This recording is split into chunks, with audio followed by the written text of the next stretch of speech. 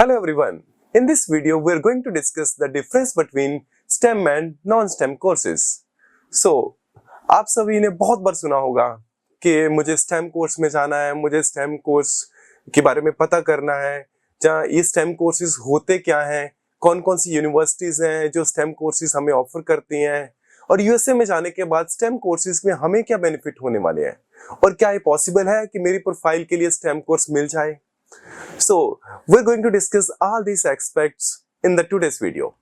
So, first of all, हम start करते हैं कि STEM course क्या होता है. STEM, as you know, it basically stands for Science, Technology, Engineering and Mathematics. So, as the full form defines, जिस भी कोर्स में इन सभी में से कोई भी एक एलिमेंट हमें मिल रहा है, चाहे वो साइंस का एलिमेंट है, जिसे हम फिजिक्स, केमिस्ट्री, बायोलॉजी बेसिकली बोलते हैं, टेक्नोलॉजी का एस्पेक्ट है हमारे पास, जिसमें हम कंप्यूटर्स बोलते हैं, आर्टिफिशियल इंटेलिजेंस बोलते हैं, साइबर सिक्योरिटी बोलते हैं, या किसी भी तरह की और टेक्नोलॉजी जो कंप्यूटर से बाहर रह गया बट वो इंजीनियरिंग के दायरे में नहीं आती. सो थर्ड हमारे पास आता है यहाँ पे इंजीनियरिंग के प्रोग्राम, जिसमें आपके पास मैकेनिकल इंजीनियरिंग हो जाता है, एरोस्पेस इंजीनियरिंग आपके पास हो जाता है, कंप्यूटर इंजीनियरिंग हो जाता है, किसी भी तरह की इंजीनियरिंग. सो हमारे पास थर्ड कैटेगरी में आएगा. लास्ट में हमारे पास मैथमेटिक्स. किसी भी कोर्स के अंदर अगर आपको मैथमेटिक्स का पोर्शन मिल रहा है, स्टैटिस्टिक्स का पोर्शन मिल रहा है, एनालिटिक्स का पोर्शन मिल रहा है, तो वो आपका स्टेम कोर्स कहलाएगा. So in the description you can also see the list of courses जो स्टेम में लाई करते हैं और जो स्टेम में लाई नहीं करते हैं. एंड अपार्ट फ्रॉम दैट, अब हम लर्न करते हैं कि ये स्टेम कोर्सेज एग्जिस्टेंस में कब आए और इन स्टेम कोर्सेज को एग्जिस्टेंस में क्यों लाया गया. इन द ईयर 2008 सबसे पहले यूएसए ने स्टेम कोर्सेज को लॉन्च किया और इसको एक्सेप्ट करना स्टार्ट किया. जो भी स्टूडेंट इन प्रोग्राम की कैटेगरी में लाइक करेगा उन स्टूडेंट को 17 मंथ्स की ओपीटी मिलेगी. अब ओपीटी भी आप काफी स्टूडेंट ने ऑनलाइन सुना होगा, वीडियोस के माध्यम से सुना होगा. OPT stands for optional practical training. So 2008 में स्टेम इंट्रोड्यूस हुआ. स्टेम का पीरियड था, आपकी ग्रेजुएशन खत्म होने के बाद 17 मंथ्स का आपको ओपीटी का एक्सटेंशन मिलता था. उसके बाद 2016 में स्टेम में एक नया इंट्रोडक्शन लेके आए कि जिसमें आपको 2016 के बाद जो भी स्टूडेंट यूएसए ट्रेवल किया, अगर उसका कोर्स स्टेम में आ रहा है तो उसे 24 मंथ्स का ओपीटी देना उन्होंने स्टार्ट किया और बाद में इसको इंक्रीज करके 36 मंथ तक ले गए. सो ये तो था कि स्टेम कब इंट्रोड्यूस हुआ और इसका इनिशियल ड्यूरेशन कितना था और अब इसका एग्जिस्टिंग ड्यूरेशन क्या है. अब स्टेम के बेनिफिट जानते हैं कि स्टेम के बेनिफिट्स क्या होते हैं. आपका प्रोग्राम स्टेम में लाइक कर रहा है, फॉर एग्जांपल आप मास्टर्स के लिए जा रहे हैं, आपने मास्टर्स इन फिजिक्स कर रहे हैं, आप मास्टर्स इन कंप्यूटर साइंस कर रहे हैं और आपका कोर्स अगर स्टेम में लाइक कर रहा है तो उसमें आपका 2 इयर्स का मास्टर प्रोग्राम है. 2 ईयर के मास्टर प्रोग्राम के साथ आपको 3 इयर्स का ओपीटी मिलता है, ऑप्शनल प्रैक्टिकल ट्रेनिंग. अब आपके पास 2 इयर्स का मास्टर हुआ, 3 इयर्स का ओपीटी हुआ. ओपीटी का मतलब इसको सीधा सीधा समझो कि आप वहां पे मास्टर्स करने के बाद उन्हीं सब्जेक्ट्स के अंदर अपनी ऑप्शनल प्रैक्टिकल ट्रेनिंग कर सकते हैं. मतलब यूएसए जो स्टडी सिस्टम है या यूएसए गवर्नमेंट जब आपको स्टडी वीजा देती है तो वो चाहती है आप यहाँ पे आके एक नए स्किल्स को लर्न करें. आपने उन स्किल्स को क्लासरूम में लर्न किया, उसके बाद वो आपको एक चांस देती है कि इन स्किल्स को आप प्रैक्टिकली मार्केट में जाके अप्लाई करो. बिकॉज क्लासेस में आपको थ्योरेटिकल एंड प्रैक्टिकल दोनों मिक्स मिला. अब उस नॉलेज को गेन करके अगर आप किसी एम्प्लॉयर के पास जाते हैं और वहां पे जाके उस बेसिक थियोरेटिकल नॉलेज के साथ प्रैक्टिकल एस्पेक्ट्स को भी लर्न करते हैं तो आप एक अच्छे स्टूडेंट और इन फ्यूचर आप एक अच्छे एम्प्लॉय, एक अच्छे वर्कर बनेंगे. तो इस मोटिव से इन्होंने स्टेम कोर्स को इंट्रोड्यूस किया, इस मोटिव से ओपीटी का इंट्रोडक्शन हुआ. अब हम यहाँ पे जानते हैं कि ओपीटी के बाद क्या बेनिफिट होंगे और जो स्टूडेंट का कोर्स स्टेम में नहीं है उनको ओपीटी कितने टाइम का मिलेगा. ये हमारे पास स्टेम कोर्स है. यहाँ पे आपका प्रोग्राम का ड्यूरेशन 2 इयर्स या 4 इयर्स है. 2 इयर्स हमारे पास हो गया जो स्टूडेंट मास्टर्स के लिए जा रहे हैं, 4 इयर्स वो हो गया जो बैचलर्स के लिए जा रहे हैं. 2 इयर्स और 4 years plus 3 years OPT, optional practical training. अब दूसरी तरफ हमारे पास आते हैं नॉन स्टेम प्रोग्राम.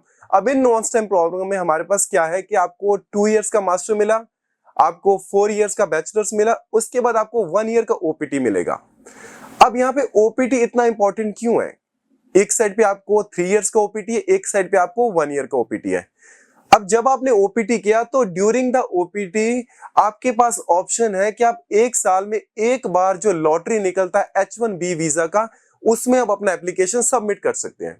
जैसे आपने H1B वीजा के लिए एप्लीकेशन सबमिट किया तो आपको, अगर एप्लीकेशन आपका एक्सेप्ट हुआ, मतलब एक लॉटरी निकलता है। जैसे मैं 2021 की बात करूं तो 2021 में 2,16,000 के करीब एप्लीकेशन सबमिट हुए फॉर H1B वीजा, और वो सारी कैटेगरी हमारी ओपीटी वाली थी। अब 2,16,000 के करीब आपको एप्लीकेशन आपने सबमिट की है गवर्नमेंट को फॉर H1B वीजा, और उसमें आपको जो फाइनल रिजल्ट है 1,24,000, 1,24,000, मैं राउंड अबाउट कर रहा हूं, इसमें कुछ अलग डिफरेंट नंबर्स थे, तो 1,24,000 के करीब एप्लीकेशन को H1B वीजा अप्रूव हुआ।